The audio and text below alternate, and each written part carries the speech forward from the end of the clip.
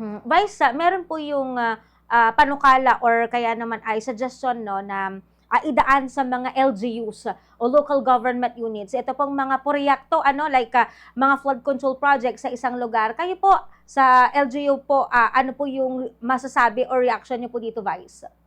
Ako, okay sa akin na idaan sa LGU or okay din naman sa akin idaan sa national agencies, no?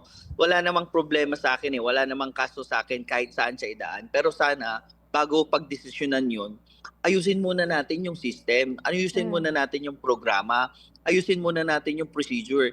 Kasi kahit saan naman dadaan yan eh. Kahit nasa local man yan or sa national man yan or sa regional or provincial man yan, kung hindi maayos ang system, kung walang proper procedure at kung wala talagang sinusunod na programa for that certain project, feeling ko magiging useless ito. Feeling ko magiging prone lang ito sa corruption in an alternative way, no? Parang ganun pa rin, wala pa rin nagbago, corruption pa rin, ibang tao nga lang. Baka ganun ang mangyari. So yun ang fear ko. So sa akin, Bombo Justin, wala akong issue kung saan man i-download yung pondo, kung sino man ang mag-implement. Ang sa akin lang, sana ayusin muna natin ano ba yung gustong makita for the next years. Paano ba ang klase ng flood control projects na gustong implement? Sino-sino ba ang mga nangangailangan talaga ng flood control projects? Kasi parang sa atin, sa bayan ng Lingayen, catch basin tayo. So talagang dapat sana ang mga pondo na ibibigay sa atin, no?